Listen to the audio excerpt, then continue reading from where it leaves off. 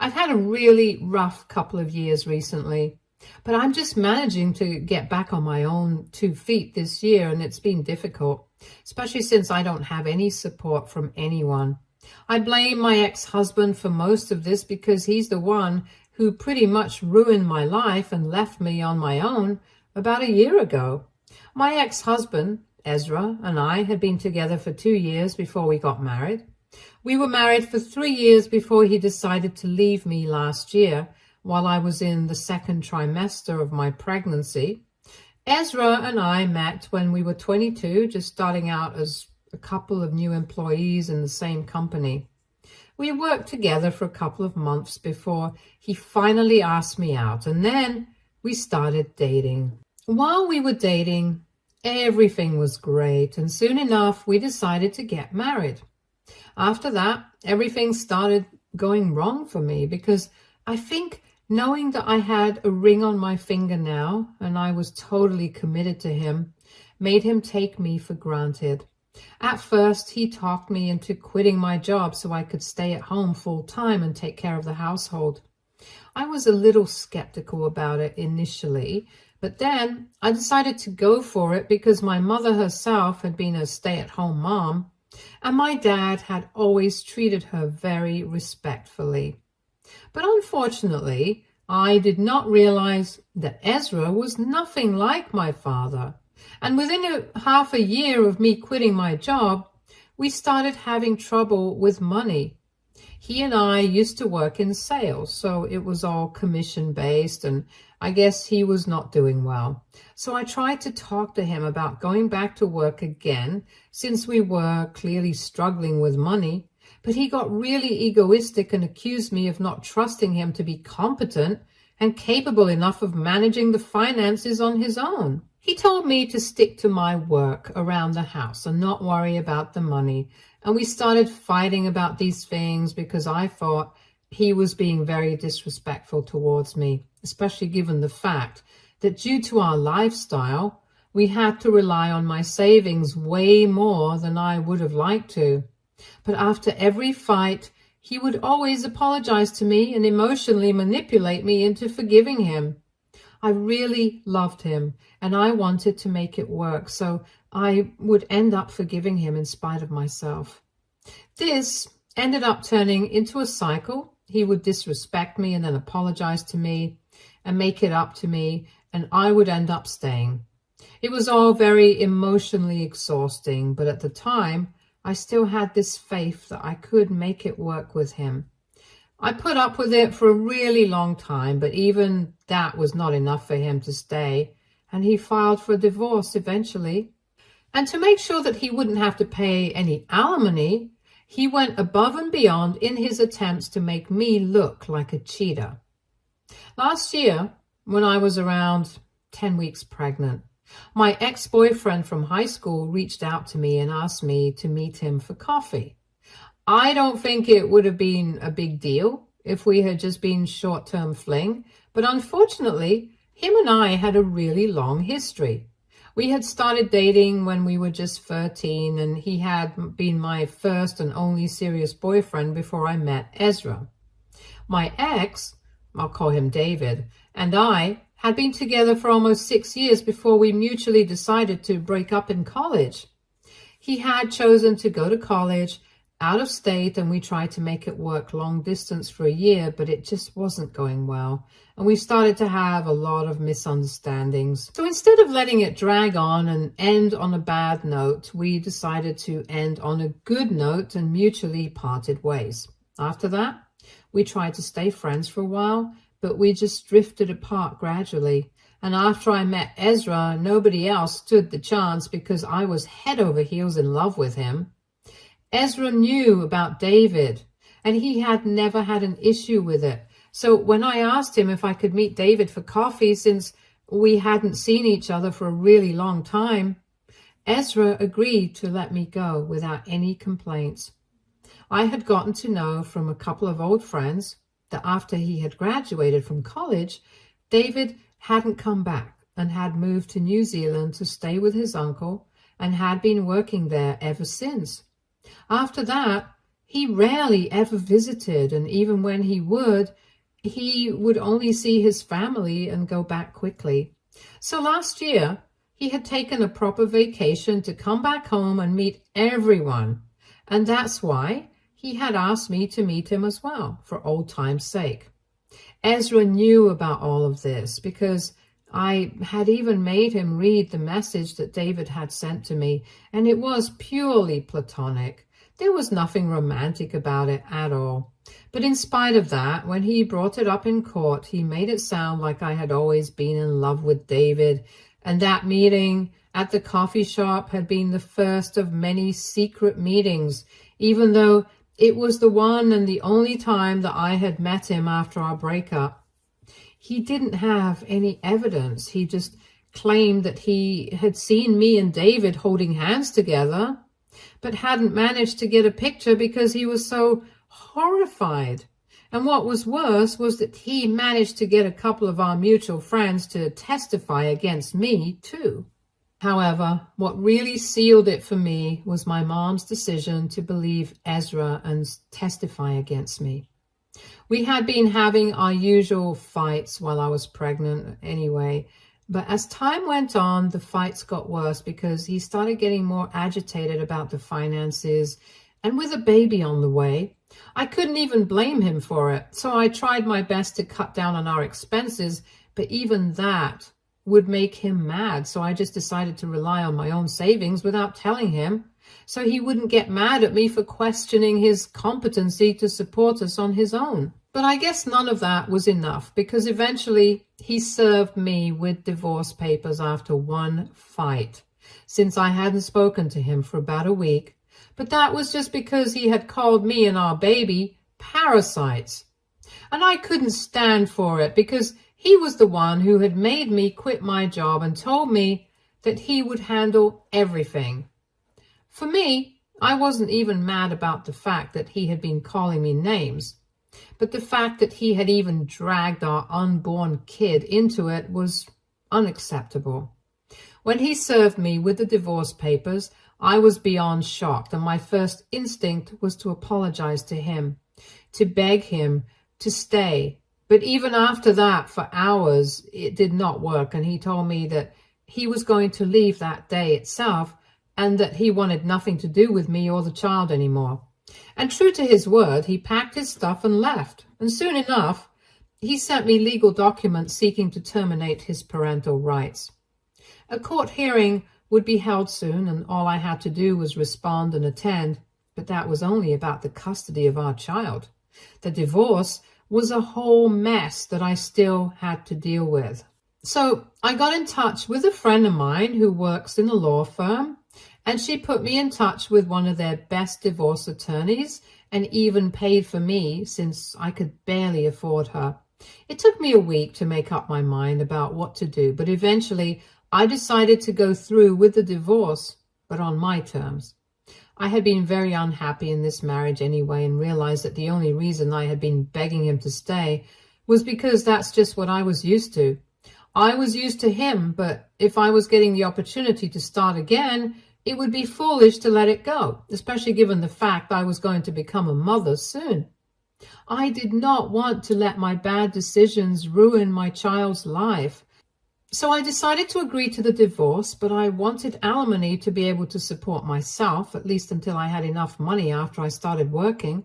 I thought that it was fair enough because Ezra himself had convinced me to quit my job earlier and filed for a divorce now. It was on him to make sure that I was taken care of. That's where the problem started, because he was not willing to pay alimony at all, and he started manipulating the facts to make me look like a flirt who would constantly hit on other people right in front of him.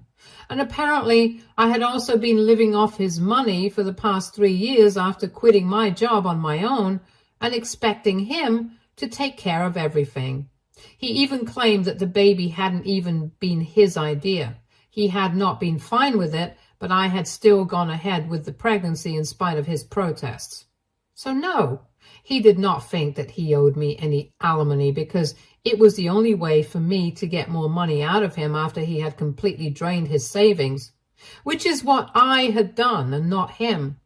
The only way he had drained his savings was while trying to impress people, while I had actually drained my savings trying to support us without relying on him too much. And then, of course, he started accusing me of having an affair with David and said that he had personally seen us together, but had apparently forgiven me because he wanted to make it work. But now he couldn't do that anymore. Things got really messy and ugly, and I got my friends to testify for me by telling the truth. But he got his friends to completely character assassinate me and make me out to be some sort of gold-digging flirt. I even got David to testify and acknowledge that he had only been here for about a month before he went back to New Zealand.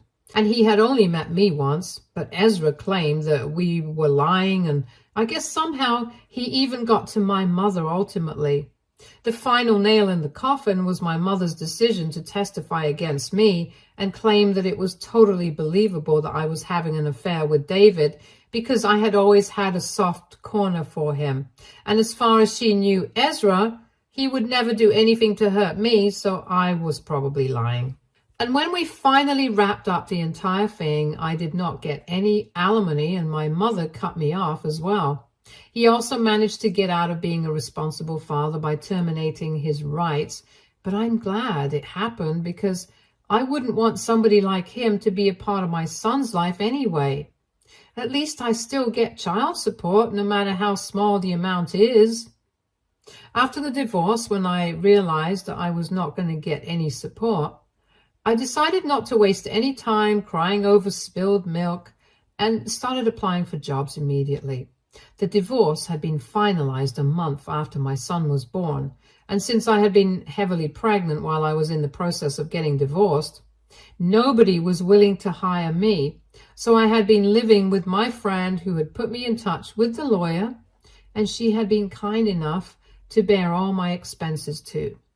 After I gave birth, I got a job within a month and I started working again. It didn't pay much and I couldn't afford to move out of my friend's house for the first couple of months. But eventually, once I had saved enough, I moved into a small apartment. Everything has been a huge struggle for me. But with a little help from my friends and a few family members, I've been able to make it work while juggling work and motherhood. I've always felt very guilty leaving my son with other people while I'm at work, but I know that I had to do it. And to make up for that guilt, I decided to splurge on my son's first birthday party that's coming up in a week. I've already sent out the invitations to all my friends, my family members who've been helping out, and a couple of my coworkers. It's going to be a bit expensive, but I just got a new job 2 months ago and it pays much better, so I can afford to splurge a little. Besides, I've already started repaying all my debt, so I figured I could afford to spend a little on my son as well. But somehow, my mother found out that I was throwing a birthday party for my son, and she was really offended that she hadn't been invited, which I think is very surprising given the fact that she is the reason I'm having to struggle so hard to be able to give my son a good life. She unblocked me on social media and reached out to me a few days back and did not even bother to apologize to me. She just started acting entitled right away and told me that she was very offended that she hadn't been invited to my son's birthday party, even though she was the grandmother and probably the only grandparent in the picture. Since my in-laws don't have any contact with me, and my dad had passed away a few years back, so she went on to accuse me of alienating her grandchild from her and demanded that I invite her. And she didn't stop demanding an invitation. She said that now she wanted to be actively involved in her grandson's life and she wasn't going to tolerate my narcissistic, selfish behavior anymore. I was shocked that she had the audacity to say something like that, especially after everything she had done. Not only did she make me lose out on the alimony with her testimony against me, but she had been the one to cut me off and block me everywhere after Ezra manipulated her. I'm not sure how somebody can get manipulated to testify against their own daughter, but well, that's what happened. And it clearly means that she doesn't love or trust me enough. And I still remember that after her testimony, when I had reached out to her to confront her and ask why on earth would she do something like that, she had replied to me saying that she wanted nothing to do with me or my fatherless son, that she did not owe me an explanation for what she had done because I was a cheater and I had failed her. After that, she had been the one to block me, so I really think that she is the narcissistic and selfish one here, because she didn't even bother to apologize. She just started making demands as if she was entitled to it.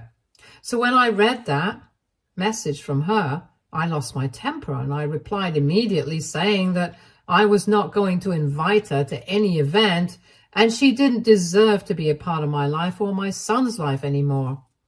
She's a huge part of the reason why we had been struggling for the past year. And now, since she can't fix our life, she doesn't deserve to be a part of it either. Then I blocked her and I thought that would be the end. But now she has started contacting all my friends, family members who were close to me, and even a couple of my acquaintances from school to try and get me to talk to her again so she could explain why she had done what she did in the past. She's been telling everyone that she wants me to know that she's sorry about how she had treated me, and she's even apologetic about her tone in the message that she sent me recently, but she just needed one chance to talk to me and explain whatever was going on with her, so I could have all the facts and then make up my mind about whether I wanted her in my life or not. But here's the thing, I don't even want to give her a chance to explain. Whatever her reasons were, I don't want to hear it, because in my opinion, no reason can ever be good enough to ruin my life as my mother, and that's the fact of the matter. I'm just kind of skeptical about telling people this because it might sound too cold-hearted, so I just haven't been responding to anybody yet. And I've been in two minds about what to say. So AITA for not wanting to hear my mother out about why she testified against me during my divorce. Update 1. I have decided that I'm not going to change my mind. I thought about it long and hard, and I literally could not think of a single explanation that she could give to me where I would feel like forgiving her. Whatever she did, it was unforgivable, and now I want nothing to do with her, and that's what I've told all my friends and family members who she has been reaching out to. I told them that I really appreciated the fact that they passed on the message to me, but I really want nothing to do with her, and if she contacts them again, I want them to just block her, because this is not something that they need to be involved in, and I don't understand why she's been dragging them into it anyway. It's been a few days since then, and my son's birthday is in just 2 days, so that's what I'm focusing on. I've already made all the arrangements and stuff. It's just some last-minute stuff, but I'm still trying to keep myself busy so that I don't have to think about the situation with my mother. For a really long time, I have been suppressing all of this, and I've been successful in doing so because I'm so busy all the time that I hardly have time to think about whatever has happened in my life. I keep myself occupied, and it's very easy to do that so that I don't have to think about all the things from last year and even from before that. Because it's not like Ezra and I were never problematic in the beginning. We were always just wrong for each other. But now, because my mother had reached out to me, it became really difficult for me to say that none of that had ever happened and just keep moving on with my life. I had allowed myself to get weak for a couple of days and let this take over my life, but I'm back to normal now. I know I have to power through all of this for my son, and that's what I'm going to be doing. I have no time for people like them. I know it's probably not a very healthy approach. Before anybody decides to comment on it, I'm aware of it, but I can't really afford therapy right now, not only financially, but also I really don't have the time for it. Maybe someday when I'll be slightly more financially stable, I'll think about unpacking all of this with a professional. But until then, I guess I'll just keep doing whatever has worked until now. But anyway, all that aside, thank you so much to everybody who commented on my post with advice for me. It was all really helpful and definitely made me feel much better. Update 2. Hey, so my son's birthday was almost 2 months ago. And back then, after I had told everybody that they should ignore my mom's messages, everybody had done that, and she hadn't talked to me after that. In the past year, I had been quite busy, so I hadn't been able to attend any family events either. And everybody could understand why, so it's not like they took offense. But last week, I finally managed to take some time off and attend my cousin's engagement party with my son. There, I finally met my mother in person after more than a year, and I was kind of taken aback to run into her. But after they got over my shop, I decided to just ignore her and get on with my day. For the first hour, we did not speak to each other, but then she came up to me and started making small talk. She seemed very happy to see my son as well and tried to interact with him, but he was really shy, so he just kept hiding behind me. Anyway, there were a lot of people at the party, and I did not want to be rude to her and throw a tantrum, so I decided to be polite to her. I told her a bit about my job and my son, and she told me that she would like to grab some lunch with me soon, if I would be open to that. Once again, she started telling me that she had a lot to say to me about everything, and that's when I decided to tell her that I was glad she was trying to make amends, but I really didn't want that for myself right now. I told her that the conversation was over, and then I walked away, and surprisingly, she was respectful of it and did not bother me after that. And I've been thinking about it because I might not forgive her, even after hearing her out, but I really do want to know what she has to say. I'm not doing this because I want to salvage our relationship or whatever. I don't have any hopes like that, but it's purely out of curiosity that I want to meet her and hear her out. I have been thinking about it ever since I met her, and I have even spoken to a couple of friends about it. They think if I want to get an explanation and maybe get some closure, then I definitely should talk to her because it'll probably help me. So after giving it a lot of thought, I decided to reach out to her after unblocking her yesterday, and I told her I would like to grab lunch with her today. I'm not taking my son with me because I'm not sure if I want to forgive her or not. And if I don't want her to get attached or whatever. Update 3. So I came back from lunch with my mom about 2 hours ago, and boy, there's a lot to unpack here. As soon as I got to the restaurant, she started thanking me for even showing up. And once we had ordered some food, she did not waste any time beating about the bush and immediately started telling me the last year Ezra had visited her and shown her a lot of screenshots and pictures and totally convinced her that I had been cheating on him with David. He had even gone to the extent of showing her a screenshot from David where he was bragging about how the two of us were going to take his money and go off to live together. He had told my mother that he hadn't presented any of this to his lawyer because he didn't want to humiliate me even more since he still loved me. But I think the real reason he didn't bring any of that up was probably because all of that was made up, photoshopped, and fully fake. It had been just enough to convince my mother because she didn't have any other way to confirm the truth. And it had probably seemed real to her, but the experts would have found out the truth. Anyway, that's how he got her to testify against me, and she had been very upset with me.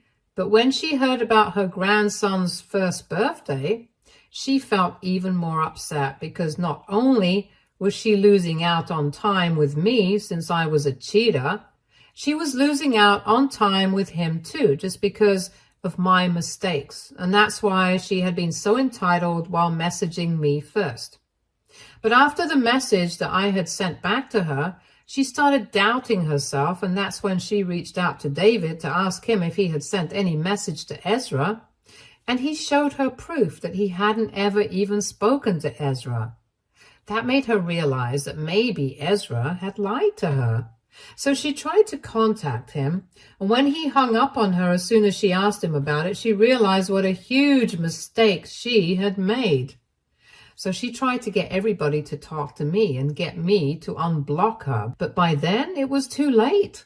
I had decided I did not want to forgive her or even hear her out. She could totally understand why I did not want to give her a chance, because she told me that if she had been in my place, she probably wouldn't have wanted to hear me out either, because this was a huge betrayal. So she did not bother me further. She had been trying to be respectful of my boundaries, but she knew that she wanted me to know the truth about what had happened, because now she felt like she could finally help me out, and maybe we could go back to court again and get Ezra to pay the alimony that he owed me, since the only way he got out of it the first time was by accusing me of cheating and lying about everything. So we definitely had grounds to ask for alimony now, and with her help, she believed we could get it done. It was a lot to process, and I didn't know how to feel about any of it.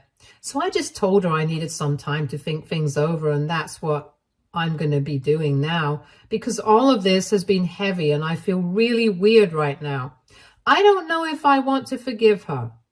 I don't know if I even can, because I've gotten used to being mad at her. I'm trying to understand her point of view as well, but it's difficult.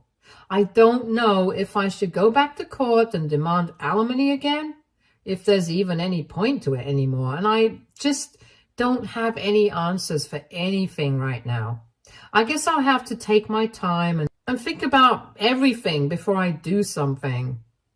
Update 4.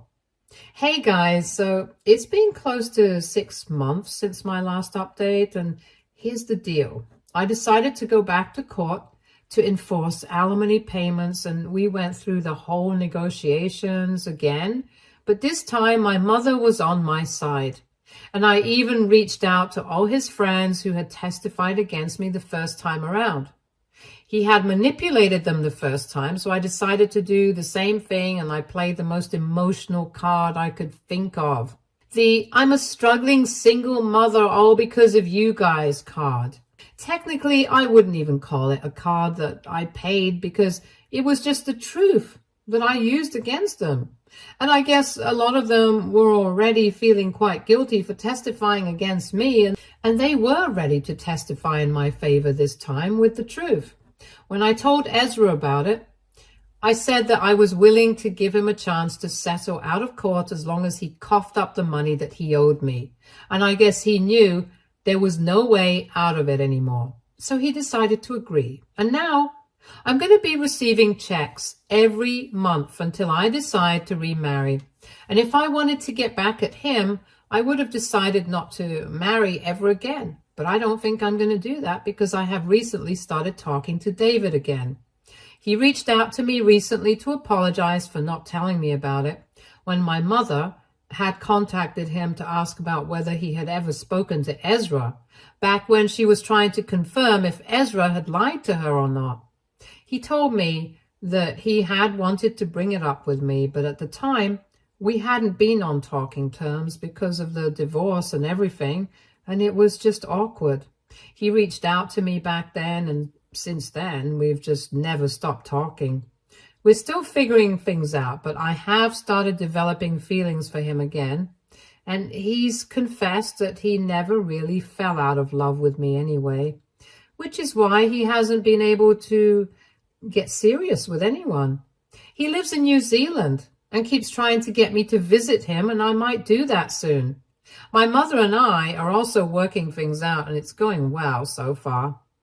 Honestly, I'm just figuring things out for myself at the moment. I'm not too sure about anything, but I know that I'm loved, and that's all that matters. But my priority right now is my son, and that'll always be true, no matter what happens. Stay tuned for more stories from Argo Relationships.